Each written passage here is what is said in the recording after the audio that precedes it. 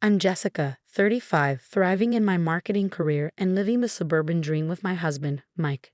We've been married for 10 years, and though we don't have kids, we're the cool aunt and uncle to my brother-in-law Matthew's daughters, Susan and Lisa. It was a typical Friday evening when the girls came over for the weekend. Mike was firing up the grill, and I was setting the table when I noticed something seemed off with Susan. "Hey, kiddo, everything okay?" I asked, keeping my tone light. She shrugged. "Yeah, I guess." But her face told me otherwise. Later that night, after Lisa had gone to bed, Susan and I were cleaning up the kitchen. "So how's life with the new stepmom?" I asked gently. Susan's expression fell. "It's different." She hesitated, and then it all came out. "Vanessa's always on our case. Nothing we do is ever good enough. She's always criticizing us, finding reasons to punish us. Last week, she took away my phone because I got home 2 minutes late from school." My heart sank. "Have you talked to your dad about this?" Susan shook her head. "He doesn't see it. Or maybe he doesn't want to." I tried to reassure her, but inside, I was fuming. The next day, I decided to call Matthew. "Hey Matthew, do you have a minute? I'm a bit worried." Susan seemed off. "Is everything okay at home?" There was a pause. "Everything's fine, Jessica. The girls are just adjusting to having Vanessa around. It's a big change, you know."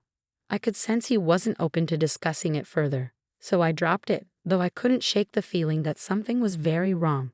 That night, I lay awake restless until Mike found me in the kitchen at 2 a.m., nursing a cup of tea. "What's on your mind, hon?" he asked, sitting beside me. I filled him in on my conversation with Susan and Matthew's dismissive response. "That doesn't sound good," he agreed. "But what can we do? They're not our kids." I sighed. "I know, but they're family. We can't just ignore this." We stayed up, brainstorming ways to help without overstepping. A few days later, I was in the middle of a conference call when my phone started buzzing. Lisa's name flashed on the screen, and a feeling of dread washed over me.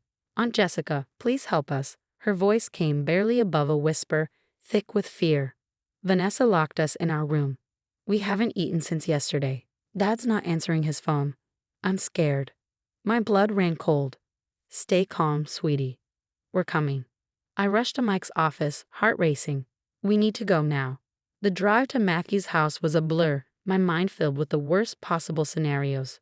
When we arrived, Vanessa's car was in the driveway. "Stay calm," Mike warned. "We don't want to make things worse for the girls." I took a deep breath and rang the doorbell. Vanessa answered, putting on a bright fake smile. "Jessica." "Mike." What a surprise. "What brings you here?" I forced a smile. "We were in the neighborhood and thought we'd drop by to see the girls." "Oh, they're upstairs doing homework." You know how teenagers procrastinate. I clenched my fists at her casual lie. "Mind if we say hi?" Her smile faltered for a split second, but she stepped aside. "Of course. Come on up." We climbed the stairs, with Vanessa trailing close behind. When we reached the girls' room, the door was shut with a chair wedged under the handle. My stomach turned. "What's this?" I asked, pointing to the chair. Vanessa laughed nervously. "Oh, that. The girls were messing around earlier and must have forgotten to move it." I removed the chair and opened the door. Susan and Lisa were huddled together on the bed, their tear-streaked faces lighting up with relief when they saw us. "Girls, why don't we come downstairs?" "I'm sure you're hungry," I said, shooting a pointed look at Vanessa. As Lisa stood, I noticed dark bruises on her arm. My blood boiled, but I held back, knowing it wasn't the time. "Actually," I said, turning to Vanessa, "why don't the girls come stay with us for a few days? Give you a break while Matthew's away." Vanessa's eyes narrowed. "That's not necessary." "Please," Susan pleaded softly, "we miss Aunt Jessica and Uncle Mike." After a tense silence, Vanessa relented. "Fine, but only until Matthew gets back." The car ride home was quiet, but once inside, the floodgates opened. Susan and Lisa poured out months of pain and fear. "She calls us worthless," Susan sobbed, "says we're the reason Dad can't be happy." Last week, Lisa added, voice shaking, she pushed me down the stairs because I forgot to take out the trash. After the girls fell asleep, I confided in Mike, "We need to document everything.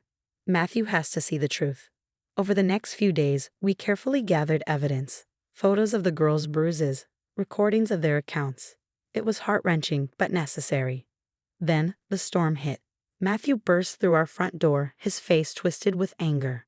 "What the hell do you think you're doing, Jessica? Kidnapping my kids?"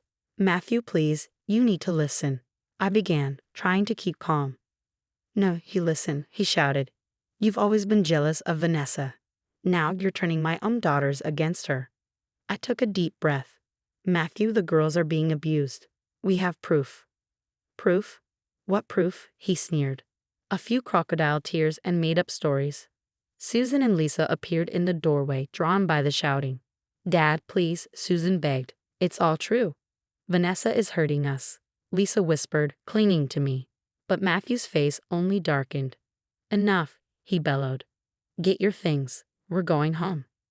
The girls clung to me, their faces full of fear. "No, Dad," Lisa's voice shook. "We're not going back there. You ungrateful brats," he yelled, his face a deep shade of purple. "After everything I've done for you." At that moment, Mike stepped between Matthew and the girls. "I think you should leave, Matthew. Now." For a tense moment, I thought Matthew might throw a punch, but instead he spat, "You'll be hearing from my lawyer," before storming out. The next morning, before I'd even had my coffee, I was on the phone with Child Protective Services, detailing everything we knew. The woman on the line listened patiently. "We'll launch an investigation immediately," she assured me, "but these things take time." Time. It was the one thing I felt we didn't have. But we had to trust the process. Weeks dragged by, but the girls began to settle into a routine with us. Still, a shadow of uncertainty hung over everything. One afternoon, I overheard Susan on the phone with a friend. "Yeah, I'm staying with my aunt and uncle for a while. It's complicated." My heart ached. These kids deserved so much better. Mike and I poured ourselves into creating a stable, comforting environment. We found a therapist who specialized in trauma, and I'll never forget Susan's words after her first session. "It's nice to talk to someone who doesn't think I'm crazy or lying." We helped them catch up on missed schoolwork, celebrating every small victory. Slowly, we saw glimpses of the vibrant girls we remembered. One day, Lisa came bouncing into the kitchen, waving a flyer. "Aunt Jessica, there's a local art class. Can I sign up?" I hugged her tight. "Of course, sweetie." While the girls were healing, things with Matthew were deteriorating. His texts grew more hostile. "You've poisoned my daughters against me. I'm getting a lawyer. You'll regret this." I tried reasoning with him, but it was like talking to a wall. That's when I decided to take things into my own hands. I contacted a private investigator. "I want you to dig into Vanessa's past," I told him. "There's got to be more to her story." 2 weeks later, he came back with a bombshell. Vanessa had a history of similar allegations in previous relationships. There was even a restraining order filed by her ex-husband's kids. "Jesus," Mike muttered as we pored over the files. How did Matthew not know about this? I shook my head, compiling everything into a dossier, but something held me back from turning it over just yet. We needed ironclad proof if we were going to make Matthew see the truth. As summer turned to fall, I watched Susan and Lisa blossom.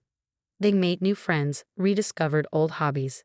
But every time Matthew's name flashed on my phone, I was reminded that this peace was fragile. One night, as Mike and I lay in bed, I voiced my deepest fear. What if we lose them? Mike squeezed my hand. "We won't. We'll fight with everything we've got." I nodded, praying he was right, because the thought of sending those girls back to that house was unimaginable. Months crawled by, and the official investigation seemed to go nowhere. Matthew stonewalled every attempt to cooperate, making it difficult for CPS to build a case. Meanwhile, Vanessa's life began unraveling. We heard through the grapevine that she'd been fired for embezzlement, and Matthew's friends started distancing themselves, muttering about her increasingly erratic behavior. Then came the night that changed everything. It was past midnight when our doorbell started ringing nonstop.